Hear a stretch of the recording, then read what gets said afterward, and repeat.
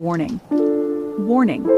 If you hear something that makes you upset on the broadcast, true, opinion, or otherwise, you are free to sign off or go to another channel. If you can't, please contact the displayed number below to seek help.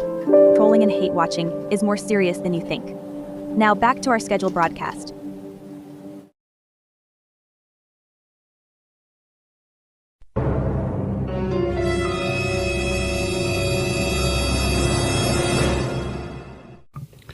Subscribe because it's not a bad idea. Hit that like button. And you can always give your thoughts on any of my videos in the comment section. Thank you in advance. Okay, I saw this article posted by a blog site called The Comeback. And it's titled NFL World Reacts to Shocking Michael Vick Prison News. Oh boy, another article about Michael Vick. And when you look at the comment section on these articles, they never disappoint. Link to the article is in the description. Michael Vick, a man's name who is mired in controversy. A guy who could have been one of the greatest quarterbacks in NFL history. A true raw talent. But things messed up for him. The tragedy of the black professional athlete, especially during a time where they could lose everything just for smoking weed. Stay off the damn weed. Okay, back in 2007, Michael Vick pled guilty to illegally financing a dogfighting ring in August of that year. This was discovered while his cousin was being investigated in a drug case. Ninjas always fucking up shit. I mean, doesn't make it right, but still.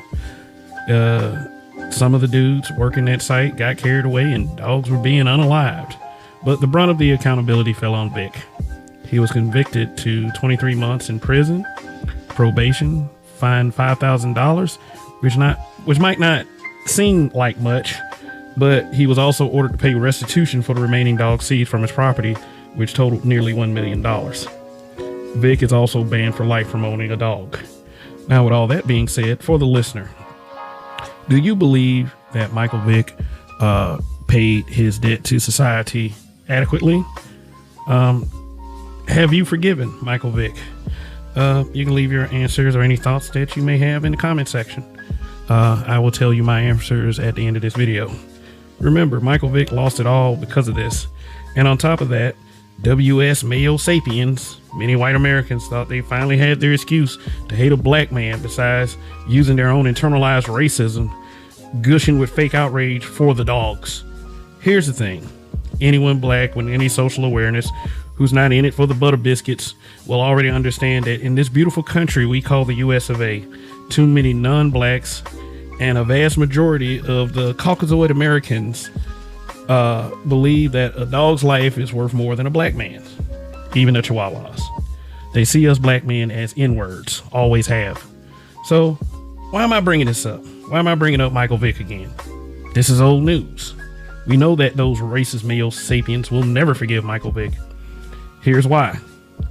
As the article states, link is in the description. As reported by NFL Rumors on Twitter, Michael Vick does an interview where he said that he cried every night in prison because he could have intervened and stopped the dog fighting, but he didn't. Now, I know what some of you are thinking. Big grown ass man, tough, big old football player crying. But, I mean, you'll probably cry too if you lost everything. But, I mean, why say this now? Was he looking for a pity party?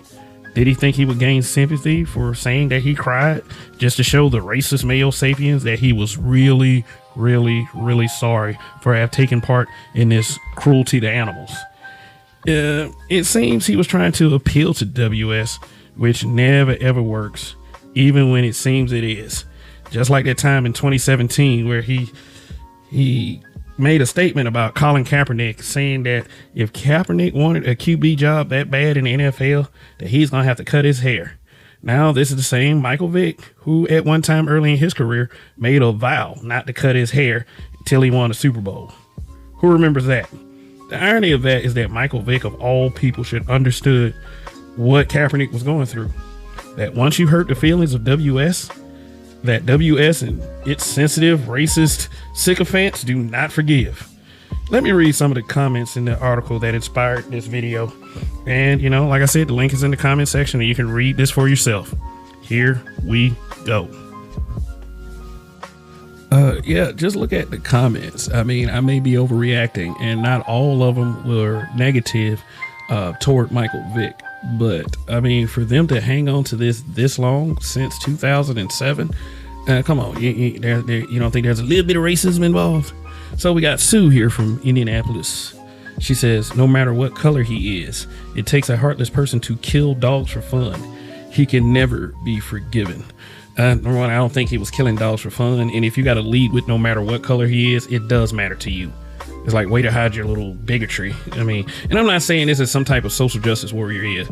I'm saying this as a guy from Alabama that has observed many things in his life. So you think, if you really believe that I'm saying all of this to cry for approval, like Michael Vick might have done a couple times, and all of this apologizing, then think again.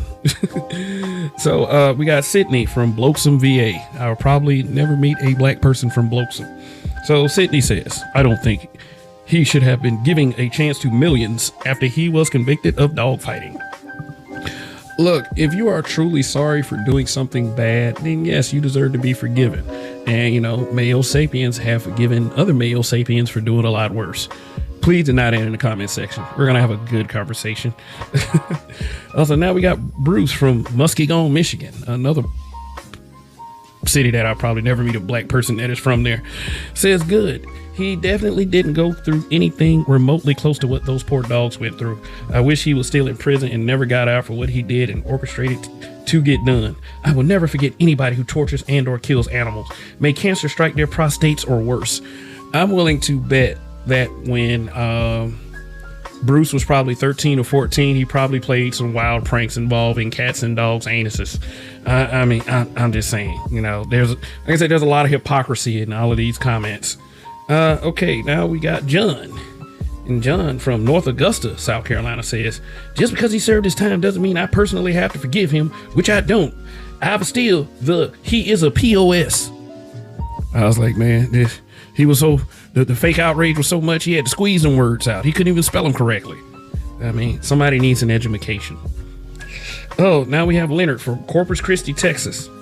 And he says, it's what's wrong with athletes of his kind, thinking they should be above everyone else because of who they are. Truth be told, he probably should have got more time than what he did. Yep, because they show locking niggas up and putting them in chains. Shoot, they haven't gotten over that part of their history. Shoot, and then this is the goofiest one of all right here. If you ever write a comment like this in any comment section on any post on anywhere on social media, you need to go get a prescription from your doctor to touch grass. And it says, anyone who can look a puppy in the eye and say, I'm going to make you suffer. From now on, you will be continuously attacked and beaten until you attack back. Oh shit. And that's what they do, attack black. You won't eat unless you fight. You are innocent, but I will make you a murderer, or you will die trying. I will turn your desire for love and companionship into a weapon. Anyone who can do that to a puppy is a psychopath. Okay. Yeah, you know who writes comment like that? Possible psychopaths. Man, there was a lot of bestiality in that comment section. And if I got to endure it, you might have to endure it too if you hit that link in the description. And yes, they are still saying all of this in 2025. I said this before and I'll continue saying this. I will never be surprised when a white person is being racist. Some of you act like racists won't be racist if you're on your best behavior and undermine the social awareness of the struggles that black people are still dealing with in the face of WS. My suggestion to any of you is to stop crying every time whiteness doesn't accept you and give you your butter biscuit. Look at Michael Vick. No matter how many times he apologizes for this, has done charity work, and has repaid his debt to society, those butthurt crackers are not and will never forgive him.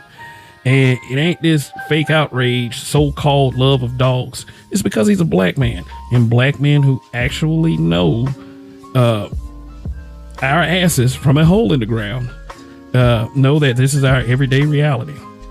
Now, to answer the questions from earlier, let me give you my answers. Did Michael Vick properly repay his debts to society? My answer is yes, he absolutely has. Have you forgiven Michael Vick? My answer again is yes, and to tell you the truth, don't none of y'all give a fuck about them dogs. Ask any of those dogs that were around back then, do they care about Michael Vick? Oh, you can't? Oh, well, that's too bad for you. Stop crying. Next issue, please. Seriously. One more thing. Don't ever say to a black person that this isn't about race. I haven't seen another ethnic group complain about and have this much hatred from Michael Vick over dogs. Not Asians, not brown people, not big booty Latinas, not Eskimos, not Native Americans, and certainly not black people. Just the American Caucasian person. You know, the same archetype that cries about black fatigue and N-word fatigue with the hard R. And I have seen both, but can't stay off nigga nuts to save their lives, especially many of the white women. Hey, where are the white women at? Godspeed, Michael Vick. Godspeed.